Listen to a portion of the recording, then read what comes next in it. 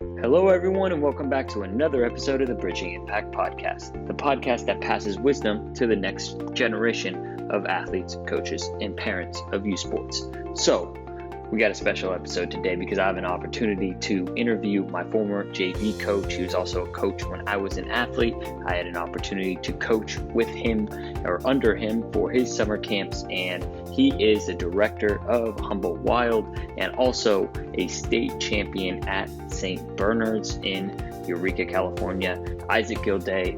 In this conversation, we go into a lot of nuts and bolts of building a training business, but we also go into, why we should listen more to kids, how to run a successful summer camp, what it takes to build a state champion team.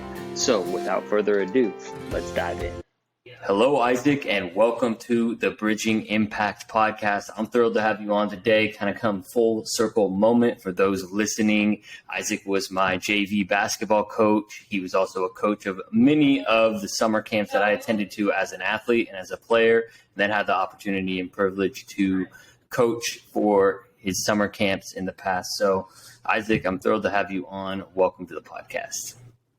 Well, I appreciate the introduction, and what a nice moment it is to reconnect with players. What a nice moment it is to be talking hoops and life, and just looking forward to this conversation. I appreciate the invite, and it feels great. Of course. So let's dive right in. First question we ask every single podcast guest is, what is your definition of impactful leadership?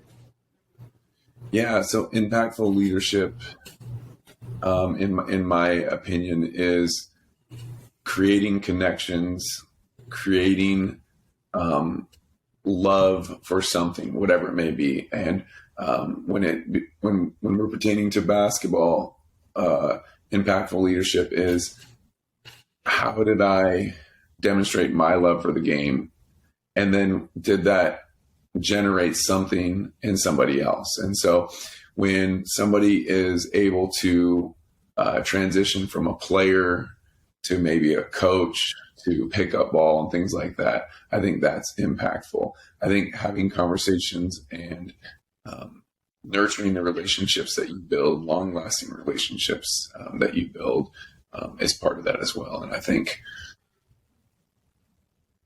if you can give somebody, whoever it is, an impactful leadership, impactful relationship with the game of basketball, that's the ultimate gift. And I think that when I'm teaching basketball, my main thing is, can somebody keep this for the rest of their life, and in some way or form. I'd like to think when I'm 80 years old and maybe I'm still around the game in some manner, maybe I'm keeping stats. I know plenty of people that are still taking stats at high school basketball games or running a clock or something. So that's what I think it is, in long-lasting relationships with the love of the game and the person you're connected with.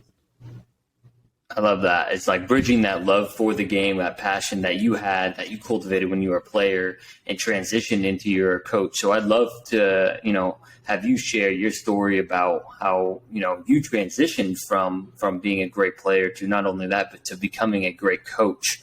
So if you turn back the clock a little bit, what was it like going from player to coach? To be honest with you, it was a huge challenge. So I played basketball at McKinleyville High. Then I transitioned to junior college. Then I transitioned to a Division II school. And then I transitioned to playing 9 years professionally. And once I was done playing, I went through a pretty big depression. And I really used alcohol to really try to get out of it. And that, I'm just one of the lucky ones that was able to go to rehab, to find my way through, and then develop even a bigger love on the other side of it. I can remember I was at work working at a certain restaurant, and I remember the person was like, "Hey, you didn't put this fork down here right, and you're supposed to do this." And I just thought in my head that I can't do it. I can't do this. I left work the next day, and I went back and played again. After I retired, I went back and played a year, and I came back. So I couldn't transition right away. the transition was so rocky. So then you get to a point every time you're drinking, you're kind of reliving those moments, and you get to be stuck in a way where you're at. And alcohol provided it just kept going, like, okay, I don't want to transition. So eventually I was lucky enough to actually go to rehab. I was lucky enough to take that next step. And when I got out of it, man, the love for the game that I had, now becoming a coach and be playing not for money anymore, but to be playing for the love of the game, I was able to bridge that gap, and that transition was smooth.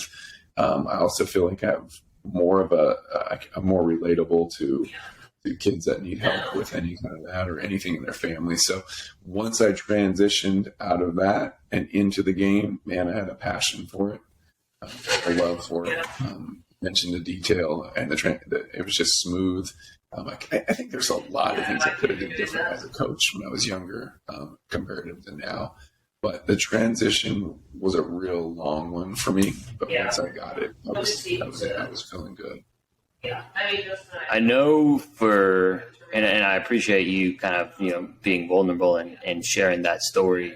I know it's probably not always easy to bring up. And I know that I talked to some other, college athletes or athletes, one of my buddies that I played baseball with real close with had a similar thing when he was in college and he wasn't doing as well, and then transitioning out of it. Like when you lose something that you love so much and you just like reliving, I can imagine it being challenging. But I also imagine on the flip side, like when you start and you discover that like love, that pure love for the game, and it's, no longer about, monetary value or getting a free education or however that may be for certain athletes. I'm imagining that's almost like almost a cleansing moment. So when you started to become a coach and when you started transitioning into it, what was it like? Because I know you used to work the Basketball Jones camps. Like, how did you get your coaching career started? That's a good story. I think once you drop your own ego and you stop thinking about yourself and you get to realize what you really love was the game of basketball, I think at that moment is the time that you can start giving back. But before that moment, when you're still an athlete and you're still concentrating on yourself, I think that's kind of part of being an athlete is a little selfishness. I think you're working on your body, you're working on your game, you're working on this. And then as athletes, we're all really praised, right? Oh, you're so good at sports. So everybody gives you praise and stuff for it. So you get that reinforcement. So I think there's a little bit of that. But once you let go of that and you start realizing the bigger picture is the game of basketball, then I think you can do some really good things. And it took a little time for me, again, to get to that point of that. Yeah. And when that did happen, I was basically, after that, I was kind of telling you about that restaurant. I came back and then I retired again. I was married at the time with my wife, and I got a job at a certain sports facility. And because I needed a job, I didn't have a job or anything. And I'm trying to pay bills, and I'm married, and I love my wife, and we're together still. So really happy. So I meet a guy named Dan Johnson, and he got word of, this guy just got done playing professionally. And I knew his son a tiny bit from basketball. And he says, hey, why don't you come to to a restaurant? And he said, come to this restaurant tomorrow. We got a meeting. And I get to the restaurant. It's like 8:00 in the morning. I'm like, I don't really know this guy, but somebody told me he's kind of important in the community, so I need to be there. I show up. The first thing he does is he tells the whole board of directors and everybody that works for Humble Wild, he said, hey, I just want to let you know this is our new basketball coaching director, Issac Gildea. I never even knew anything before. And this is the way he kind of operates. And I'm just like, wait, what? And so I'm sitting there, trying to eat food. And he just grabbed me and knew that he wanted me to be a part of it somehow. And that Dan Johnson style is that. And little do I know what a great relationship I had to build. I got to build with him. I feel like Dan is one of the people that he was the one that helped me get to rehab. He was the one that any times that I needed help was there for me. And so at this point, I'm thinking in my head, I don't know how to run anything other than playing basketball. This guy wanted to be a director for Humble Town. So really cool moment. That's when I started going. I started picking up, started with 2 clients, and those 2 clients kind of just kept moving forward, and eventually was your coach down the road. Yeah, I think that's a great segue towards my next question. And before I go to my next question, I think it's really kind of a testament of what it takes sometimes to help get us into coaching, right? Like for me, my experience was like I had a coaching coach or a teacher at University of Oregon, and I taught a class, and I would talk to him after, and he helped me develop my first ever program for the Boys and Girls Club. And like, it's kind of those people that invest into you that end up like really making an impact on you, and obviously really influencing where you want to go as a coach. So I think, recognizing that, for me as a young coach, and for all the other coaches and leaders that are listening, like just finding those mentors is really impactful and influential to our career trajectory. And so with that, my next question will be around, you talked about when you started, with two kids that you trained, and then you kept going. Like for me, like I just kind of have put it out there that this is something that I want to do. It's something that I'm good at. I think I'm a better coach and a trainer than I was as an athlete.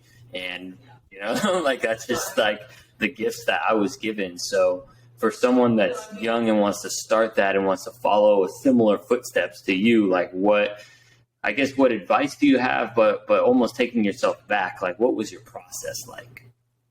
Yeah, those are really good questions. And first I want to add, I was really lucky enough to play basketball with you last time you were here in Humboldt County. And I really felt the love of the game of basketball. Not only that, you took a couple players under your wing, and I was just blown away by how much, you've transitioned from just being a basketball player to playing basketball and coaching, and doing it in such a loving manner. The kid Colton said, "Hey, how's Justin doing?" He asked about you multiple times.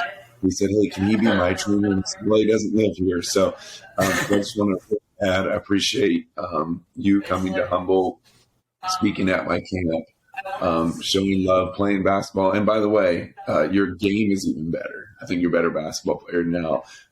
Maybe just older and wiser, but the way you move the ball. And so I just wanted to point that out before we get going out there. And so I think I know I started with 2 clients, and Hockenritter and Houston Knox, and those 2 clients were handed over to me from somebody else. And when I started working with these 2 kids, little did I know these 2 kids were probably some of the hardest workers ever. Because I was still under the impression, okay, how do I get these 2 kids to be great athletes? And I didn't know I was building a relationship at the time. I thought I was trying to create robots that wanted to go out on the court. And right. I'll tell you what, it just, again, I was thrown into it, and I started saying, well, it looks like there's a little bit of money there. Not a lot. So you have to do a very good job. And then you have to be willing to sacrifice in the beginning, and it's a good one. You might make it, you might not. But the thing that I didn't know at the time was, as you build relationships, it gets exponentially bigger. Those kids tell other kids. Those parents, if they're satisfied, tell other parents. They have brothers, they have sisters. And so starting your base is so important to build loving relationships, being there for kids. So like I can remember Houston Knox breaks his arm, and you need to go to the hospital. You need to go see how he's doing. Hockenritter calls you up at 2 a.m. He's worried about his jump shot.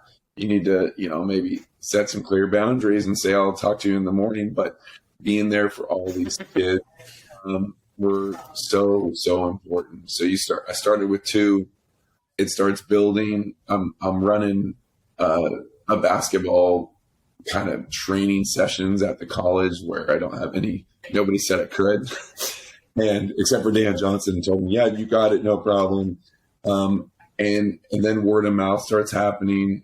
I was working for Gino Cotter, who's passed away, running his camps. And when you start doing a good job and you start caring and you start showing up, again, you build all these relationships. So now I'm involved in camps. I'm starting to get more clients and I don't have enough room. So the next step is, how do I find a gym without taking all the money? And again, I'm lucky enough to have Dan Johnson. He has a spare gym over in Samoa. It's freezing cold. There's no heater in there. I sweep the floors every day. There's mosquitoes everywhere. But you find a way to make it work. And that's what I started to do. So you have the camps, you have the training, and I think, and then I have my wife also saying, hey, you're not really making enough money. Like, so all this adds up. Most people would quit at that time, right? And I knew that I just didn't want to do, I guess, a job that I didn't love at the moment.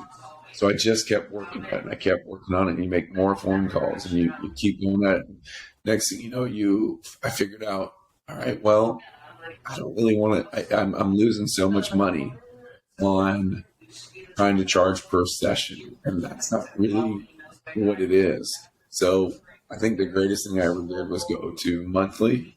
So when I said, hey, I'm going to offer this workout, this workout, this workout, and I'll be there every time. And if you show up, all these are for you with the month price. And so that really eliminated a lot of the financial problems. And honestly, that was one of my wife's ideas. But just right there was a big one for me, because, and you probably know this, like, let's say you're a barber and you schedule 10 of them, right? And you're counting that. You're like, oh, I got all 10 of them, 5 of them canceling you. You can't really get mad at people canceling, because if it goes over and over again, that's not their fault. That's your fault. So you got to find ways to create and generate money so you can do the job. And I think doing that was probably the first step forward. Then I know that just after you get to a certain amount of clients, then you're lucky enough to have more clients. How do you break them down into groups? What do you have? Do you really need 5 8th graders with 5 2nd graders? It's not going to work. So once you start building your business, the big thing is, how do you get the kids in the right groups? And then how do you attack what needs to be attacked? And that was creating girls groups, creating girls divisions at camp, and doing all this kind of stuff. So there's plenty more, but I'll give you a second if you want to jump in and talk for a minute, so I'm not talking the whole time, and then we can jump back from there. Yeah, 100%. No, I think what I hear is the number one thing is you got to love and care about the athletes that you're serving first, and love the game so much. That's the foundation. That's the base. If you want to even think about growing, because it is a gamble, right? It's not like a consistent 9-to-5 job where you have a consistent paycheck. It's, it's kind of based on, you get a little bit of luck, and it sounds like one of the second ingredients is kind of grit and really being determined to, make it work and continue reaching out, making those phone calls, and, probably talking to a lot of different parents.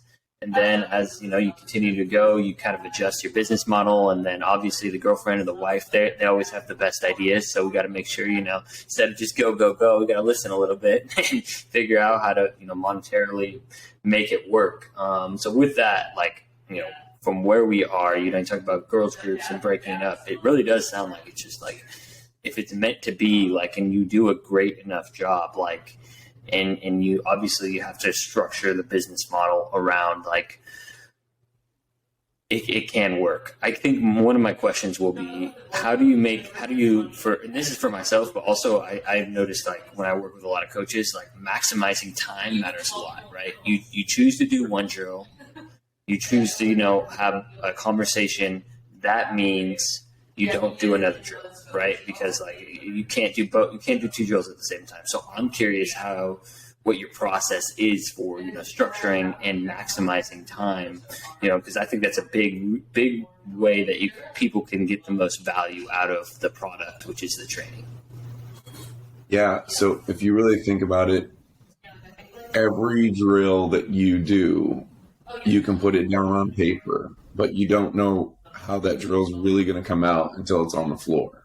You can watch YouTube videos, you can do everything, but once you get in it, what I like to ask and challenge all my coaches or people that are working with me is, how can you speed up the reps?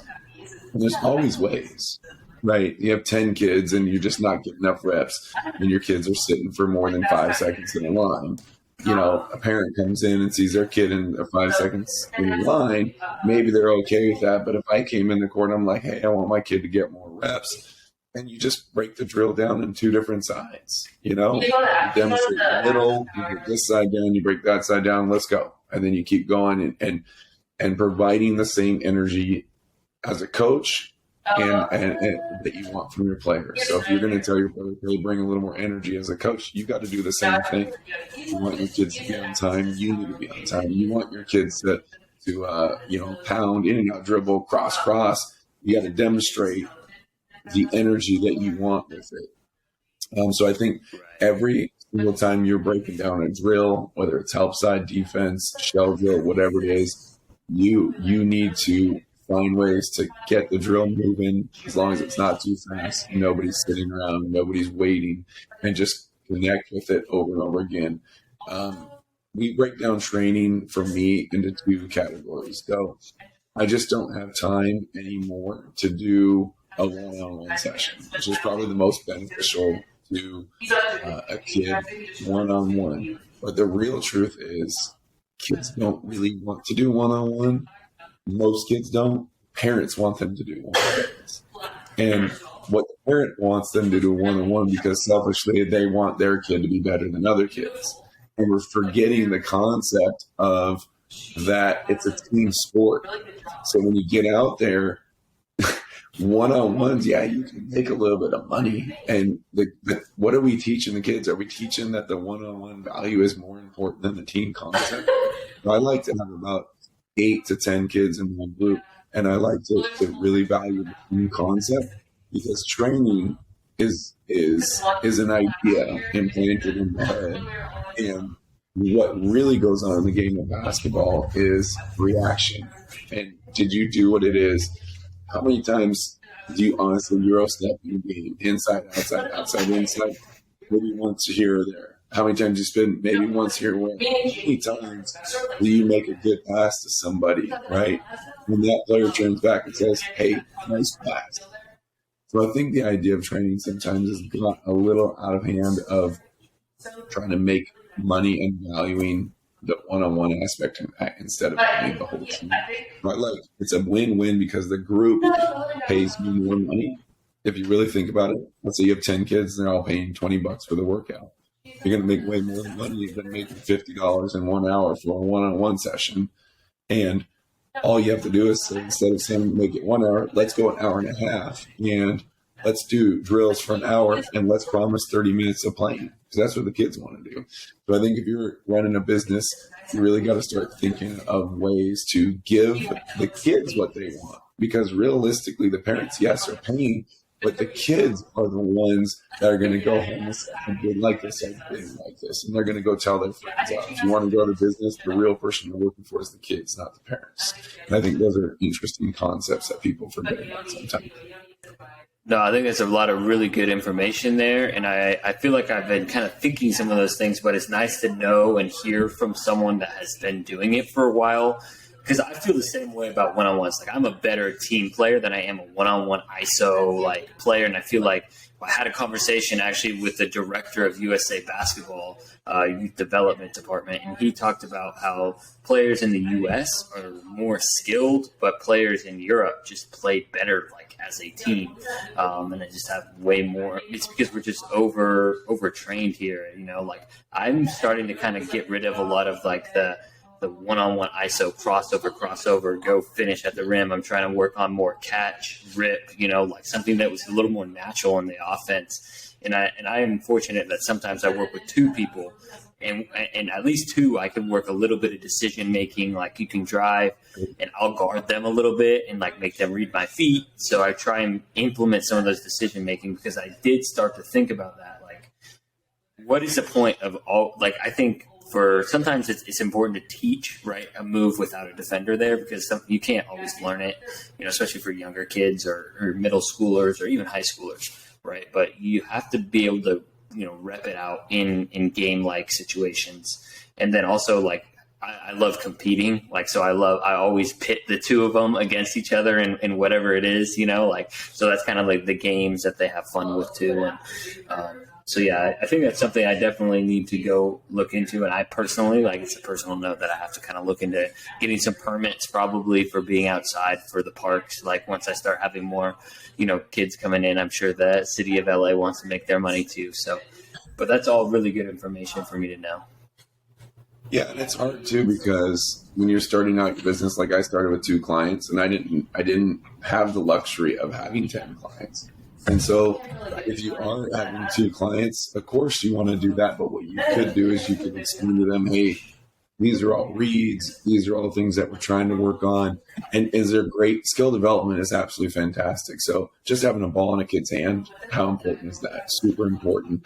At my son's age, at 9 years old, if I can get him just to be dribbling a basketball and crossing over and doing things like that, he's doing the right thing. He was 4. His name's Jericho. He told me, hey, Dad, basketball's not my sport. I'm not into it. I don't like it. So, hey, no problem. What do you like? Yeah, I like Mario Brothers. Okay, that's great. How about we put on YouTube? You can watch Mario Brothers right here, and all you got to do is dribble a ball while you're watching it. And I said, maybe I hear what you're saying right now. Basketball's not your thing. I'm okay with that. But what if you ended up liking it down the road? And by the way, his favorite by far is basketball. He's a good little player. He got this 5-on-5 team won. He went to competitions front of the whole camp, which was pretty cool. I'm pretty proud of him. I don't know how he does it. It's pretty neat. So anyways, those are creative ideas when your kids are younger. They're what they're really telling you is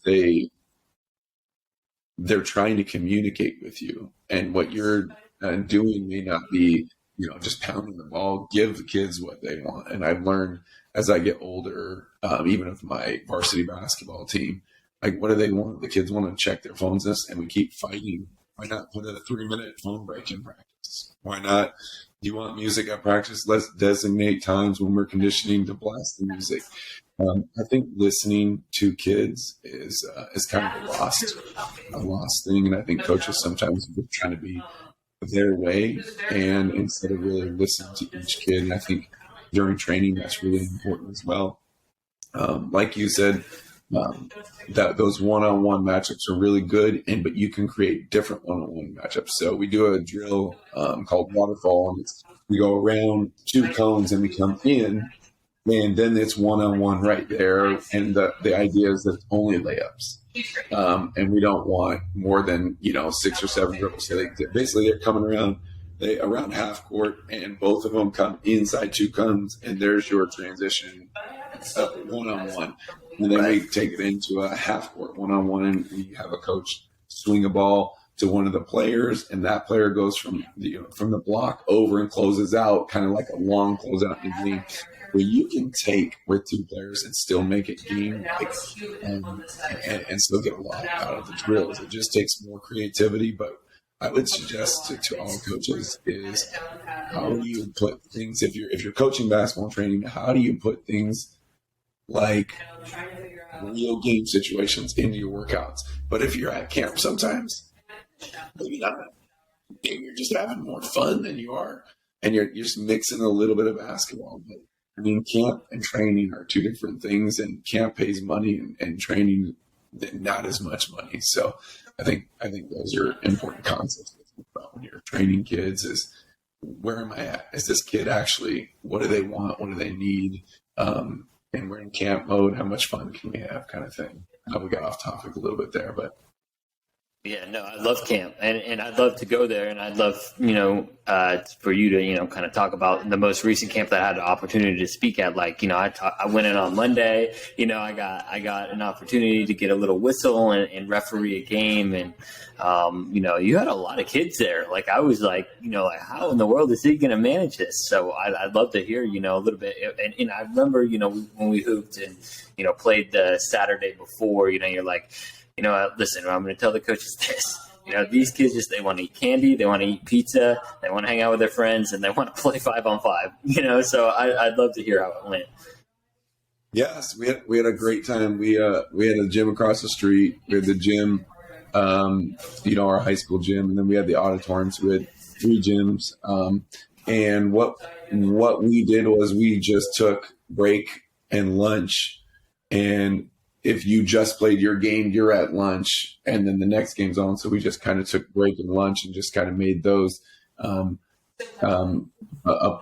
either at lunch or you're playing instead of everybody playing at the same time. So we had to work on that. And then, truthfully, I had some really good coaches. My coaches were just phenomenal. Just keeping kids going, keeping them moving. I mean, I got you working. And you didn't even know you were going to be working, and somehow we got a whistle in your mouth, and you're refereeing games, guest speaking, doing it all. And I had 16 coaches out there, with 150 kids. And that's the most kids we've had. We're probably supposed to close it at 140, but you get to that 145, and you're like, at this point, let's just get it. Let's not say no to somebody. Yeah. So, coaches being creative with the schedule. Expectations, don't have these high expectations and thinking like, if I don't teach gel drill today, that's going to be a negative thing, and again, this comes from my wife. She's like, hey, parents want their kids to be safe. They want them to get exercise, and they want you to sprinkle in some basketball to basketball camp. And I think we achieved that. More awards is better. Like, how many awards can you give out? And we throw out bracelets to kids. We give campers of the day. We want to value at camp all the small things. So we all know there's going to be camper of the day. We all know who the best players are. But who set the good screens? Hey, Justin, great job today. I saw you set a back screen. I want to tell you, nice job there. Wow, in transition, you really gave the ball up today. You give 30 awards out about the little things, and it starts to progress into, I am valued, I am needed. People want me on the team because of, not just because I don't have to shoot it, but those type of things. So I think when you're running camps, how many awards can you give out? We have a treasure chest that kids just come up to. The concept is like a dentist. I got it from where you go to the dentist and you got that treasure chest. I remember being a kid, even though there was like 50-cent stuff in there. You're like, oh, that's pretty cool. I get to go to the treasure check and pick it out. Why is frozen yogurt hot right now with all the toppings? Because choices. So you get a giant treasure chest. Kids get to come out and look at it. They get different choices. They get to pick. They're in control. Really fun. How many freaking shirts can you give out? More shirts you give out, the more promotion you're doing for yourself in a way. Give all your coaches gear. Like, and this is all if you can afford it, but can you find sponsors? So, really work to find sponsors to give free stuff out. So you don't want it to come out of your pocket, but realistically, did you call every business in town and ask them, hey, do you want to sponsor, 20 hoodies for camp? And we're going to give free gear out. The free gear can go to coaches, it can go to players and stuff like that. So all these type of things that go into a camp are really important, but you got to put the work in ahead of time. So I think those are, again, different ways to be creative when you come to camp, and it was fantastic. It was a great one. I got a lot of positive feedback. Don't be afraid to give a refund out, because if they're not perfectly satisfied, refund the campers. If a kid gets sick, refund it. Even if they went 2 days, refund the full amount. I think is important, because they're going to come back. They're going to tell somebody. You're probably going to get 3 campers from that refund than you would if you tried to take a percentage of it and whatnot. So those are important. We always have a refund policy. How many scholarships can you afford to give out? And That's a big one too. And did you go look for that money instead of just taking it away from your pocket? Did you again call up every business and ask, hey, we have 7 kids that need scholarships. Are you interested in that? So I think those are all different approaches in attacking a camp. And again, this is a lot from Gino Cotter, who's not here anymore, but his Hoop Jones camps were just phenomenal. And they're still going on. They're still doing great. So I'm really happy that Hoop Jones lives. And a lot of the camp stuff I learned from him, which I'm really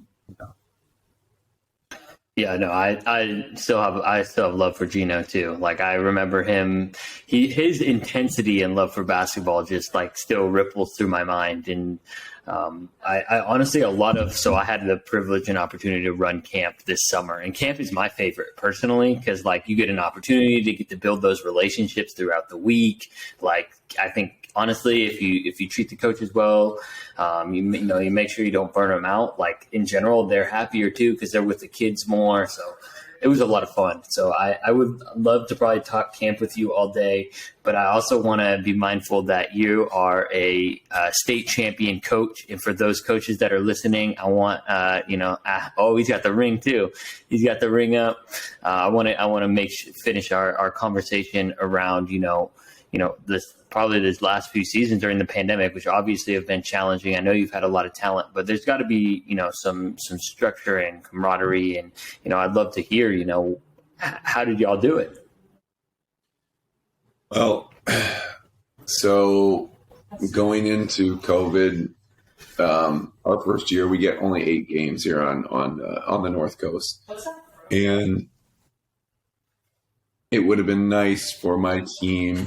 It was, I had a really strong group this last year, and I had a strong group before. I had some really good players. I had really interesting. I had a kid, their school shut down, and I built a good relationship with him. His name was Lito Pavolate, and he was coming from a school in Stockton, and his school gets shut down.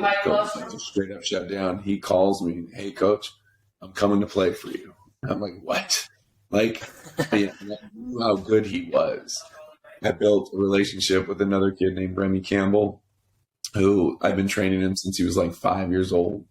And I basically took the job because of both those kids are huge, and I really wanted to coach them.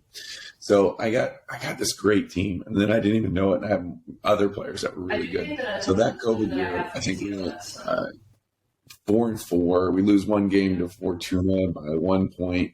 But that team, probably, if we're playing in the Division 6, probably is my guess. I know who the Cornerstone Christian would be really good, but I think we probably would have been better. So who knows what it would look like. I feel like that COVID year, my team was just as good or better as this last team. And we practiced really well. So I just want to make sure they get credit. But this last year's team, we had all the right pieces. We had great shooters. We had a 6'7" kid. It would be pretty hard to screw that team up. Like, there's a couple spots where you're like, all right, this game could be here or there. But I don't know if it was great coaching. I think it was more so listening to the players. I think it was, really digging into defense first. Was one of my philosophies. Can we run really good help side defense? Can we force baseline? Just the traditional, really get a stop first kind of thing. We preach that all practice, and then can we build on our offense, and then can we start putting the little pieces together? It was a ride, to say the least. Ups and downs with COVID. If you were a coach last year or the year before, you never have a full team. You have a player or 2 players that are just always going to test positive. And that happened to us all year. People don't know we won the state championship, but we lost league. Because we didn't have players. To put it in perspective, we lost probably our 1, 2, and 3 kind of players, not in position wise, but just kind of 1, 2, and 3, and making the team work in some aspects. And we lose to a good D5 team in Hoopa, but we play Hoopa again 3 more times later in the year, and it's like 40, 35, and 28, I think we win by. So you have to be okay with that. Kind of those type of games. We go and play other games where we just don't have full teams, and you just got to understand it's almost like injuries. You just got to play through it. Luckily for us, we were full powered going into the playoffs, and through the playoffs, we didn't have any kid because everybody had COVID already, including a full coaching staff. And so it was kind of nice through that. It's a challenge. It's a challenge. But really briefly, we didn't even get we ended up getting the 3 seed. I think San Francisco doesn't come play us because they get COVID and have to forfeit the game. I think that team might have been our biggest challenge. They were going to come to our house, so I still think we win. But it's things like this where they could be on a podcast talking right now saying, man, if we didn't have COVID, we'd win it all. And I'm telling you, San Francisco Waldorf they're no joke. They're a really good team. And then the number 1 seed ends up losing. They're up. Valley Christian is up by 20 at South Fork. South Fork's the number 1 seed, and Valley Christian and South Fork comes all the way back, brings it within 1, and then loses by 5. So now the 1 seed's out. Now Valley Christian's coming to our place. So it's just there's a lot of luck involved. And you're getting these small wins. The whole year it just felt like we just kind of had a little luck on our side. And maybe that's because we had some good skill. But being lucky, right time, right place. We played good defense. At the end of the year, we went to a 1-3-1. And I go 6'5", 6'7", 6'4", 6'3", and so just changing up at the very end of the season. Nobody was ready for a 1-3-1 win. Pretty helpful for us. And in the state championship game, we held the team to 5 points in the second half, and they're the number 1 scoring team in the state of California for Division 6. So yeah, it got me all excited. It was pretty fun. It was a great moment. Yeah. You just don't think that you're going to win all these games, but it starts happening. And then you start going, you can actually do this. And you're watching game film. You set your schedule up. You went to, as a coach, if you're really trying to work your schedule, you're trying to hit all the areas of California that you might see in the playoffs. So we went to Lake counties and we played all those schools in our first tournament. Then we go over to Bray and Christian. We play all those schools, right? And so you're just trying to hit all these areas. So when you get the seeding, they say, all right, yeah, did you play all these teams everywhere? So scheduling is important as well. I know that thoughts are all over the place, but what a fantastic ride. What a great way to the end of the year. And I had a good time building strong, lasting relationships with all my players, and we'll have it forever. So it's pretty cool. Yeah, no, that's really special. I know for me personally, like when we won baseball sections my senior year, it's still something. It's still some of the best, like that playoff run's like some of the best memories of my life. So I can imagine, I hear it in your voice, and I'm like getting me fired up for, going out and coaching Venice this year. So, I did want to ask a question on, you mentioned it a few times in the podcast between the St. Bernard, coaching at St. Bernard's, and also just, running camp, is listening to the athletes. I was wondering if you could kind of explain a little bit more on that. I think it's something I've been trying to adopt more. I started trying to adopt it even before as a basketball coach, was working with kids. And so always telling them what to do. Like they always have adults telling them, here you go here, you need to study this, you need to study that. And so just listening and giving kids choices. I'd love for you to expand more on that. Yeah. So I can give you an example of my team this year, my St. Bernard's basketball team. We were in the locker room. We are thinking what game it was. I want to say we won, but we didn't play very well. And I just pulled everybody together and I just said, look, I feel like we're not getting the most out of everybody. And I said, I'd like to open it up with real honesty, and I'd like to listen to you. And it's hard, but there's a couple kids that just said, we don't love the game as much as you do. I said, that's fine. So how can we work on, and it wasn't the whole team, just a couple people. And it's hard when you're sit in the bench and you're not playing and you're expecting coaches asking, hey, give me high energy, this and that. Well, if you're not playing the game, it's kind of hard to, right? It's hard to do that. So then I said, I want to give you what you want. So tell me what you like. And I heard more positivity, and I wrote that on the board. And I said, yeah, I can do that as a coach. I can really do more positive. More music, wrote that on the board. Sure, got it. And we went through these checklists of things. Hey, we want to play 5-on-5 a little more. I put that on the board. Got it. And when you do that, you empowered them as the team, as a unit, and brings them together. Not only did you empower them, but they're almost in a verbal contract now. What they're saying is, if you give, I'm asking, what do I need? Right? And they're asking, this is what we need. And so now you got two people in a verbal contract, and our season got better, I think. And it was just listening to the players. What do you actually like? I asked my kids, my daughter is 11, my son is 9, how was camp? Like, hey, what? And my daughter's friends and my son's friends. We're talking about 11 and 9-year-olds, and I just ask them all the time for feedback. Hey, what do you think? How can we work on it? What can we do better? And they'll give you feedback. They'll give you feedback to the lunches. They'll give you feedback on what games they like more. And if you poll every kid said, can we play 5-on-5? So if you want your camp to be a little more successful, or you want your basketball to be more successful, you just got to really ask, what can I do for you? Because really a coach is a servant role, and it's not about you. It's realistically, you're not going to win. You're going to have some teams that are just going to be really bad. And so take winning out of it. And what do you have? You have the job of a coach is to help serve the youth and to give them what they want. And sometimes we get that reversed, where we think it's the job of the kids is to serve the coach in a way, but that's not it at all. We want to give you want to give your kids the most positive experience they can, because it's realistically not very many people play varsity basketball. Not many people play college basketball. It's pretty rare.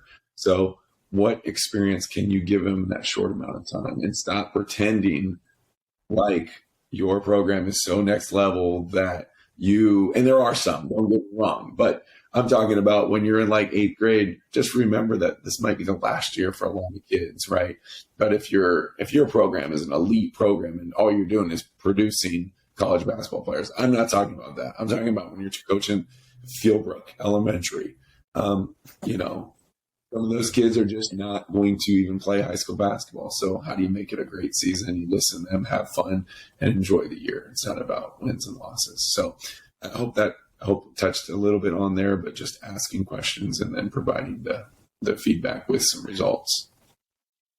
No, I love that kind of shift between like, how can I serve you? What do you want? Like, how can we make this a better experience for you? Obviously, you can't do probably everything, right? Like they may ask, can we play 5-on-5 the whole time? Like, no, we're going to get spanked, and I feel like, obviously there has to be there will be some give and take, but I think it does go a long way, and that shows that you listen and care, and then you follow through, and then it's like, okay, coach really does care about me, which is like, I think fundamental for teams to be successful. And my final question before, my last little series is about what we were talking about a little bit before on the podcast. And like, obviously as a coach, like, you've been coaching now probably for over 10 years. You've had the opportunity to see people like myself and my teammates and teammates that are older than me, kind of grow up. And what's it been like to, reconnect with some of your former athletes that have played with you? Yeah, I think that's the most rewarding feeling that you get is when that connecting with these people and you get to be around the game of basketball. It's so great. And truthfully, there's some really good players out there that I've coached, and they come back and they're still really, really good. And you're just like, it's amazing. But the most rewarding thing there is seeing a young adult transform into an adult. It's the biggest compliment in a way. And I'll read you a text I just got last night from one of your players. Buddies, teammates, yeah. Yeah, and this was it just happened to text me last night, but his name's Colin, evening coach. Been a long time, but I just wanted to reach out and say thank you. I've been hooping a whole lot recently and wouldn't be able to put the work in on these kids without the hours I spent with you, Nathan and Chicken Joe in the gym. Matter of fact, wouldn't be near the same guy I am today. Now that I'm thinking about it, was talking on the phone with Chase Scott earlier, and he said he's been working some camps for you, and it got me thinking. I'm glad you're still providing what you did for me to some lucky kids. Hope you're doing well. Next time I'm in town, I'll have to swing by. And to me, that is the greatest feeling of when somebody that's giving back everything. That's like the number one thing. It's almost like every coach's dream is just to hear that. Every trainer's dream is to hear that.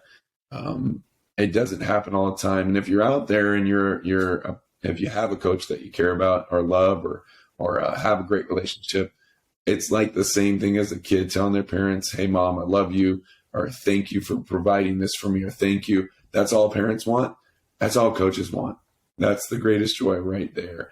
And I think giving back to coaches like that will keep their fire going for longer, because it's tough. It's a tough coaching environment. Parents are tough. A lot, but that right there is what fuels coaches. And I think seeing that, being on a podcast with you, going to play pickup ball with Chase Scott, going and seeing somebody maybe getting married that you've trained, or all these type of things, working with somebody that you trained, or working with somebody that you went to camp, or just little things like that is the greatest reward. And that's when it comes full circle. It's just a beautiful, beautiful moment.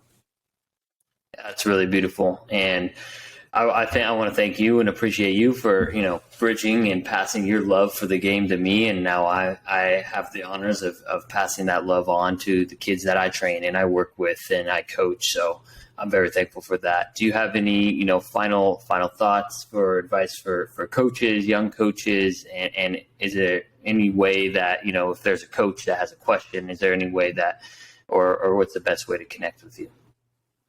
Yeah. HumbleWild.org. You can find my information on there, email and phone number. Any questions ever, you can, HumbleWild.org. That's my company. But I think, I guess in closing, the game of basketball has just been so kind to me. It's, other than my wife, it's the greatest relationship I've ever had. And I tell people all the time, I could sit and watch third grade basketball. I could go watch high school basketball. I could go watch my daughter's team play. And I just have the greatest time. So I think the love for the biggest picture is the game. And I think when you find somebody else, or somebody that loves it, it's just a beautiful thing. Again, other than my wife, it's the greatest relationship I ever had. And relationships have ups and downs. And it's the same with basketball. Trying to figure out, man, it could be, you could be a starter in your 8th grade team, then you go to high school and then your role is down. Just like any relationship, it kind of lets you down a little bit, but then you can build it back up. And then maybe you get cut, right? And you can let that be the end of your relationship with basketball, or you can find a way to say, hey, let's get some therapy, baby, and pick up games as my next move, right? And things like that. So just remember, basketball is the bigger picture, and it's much bigger than a team, being on a team. There's plenty of people out there that, there's a reason why there's wheelchair basketball. There's a reason why there's hoops all over this country, is because you can be out there with earpods in, or maybe no earpods, and you just shoot. It can be a way that you can really just enrich your life. And just remember, the biggest thing is the game, and everything else is underneath that. And so I guess in closing, that's how I feel about the game, and I love it, and I'm just so happy to be a part of the game of basketball. I love it. I think that's a perfect way to end this podcast, and I'm very thankful for the game as well. I'm just like, I sometimes have to pinch myself that I spend like 90% of my working hours like either coaching the game of basketball or doing something for the game of basketball. So thank you so much for your time today, Issac. Appreciate it. Thank you for listening to this episode of the Bridging Impact Podcast.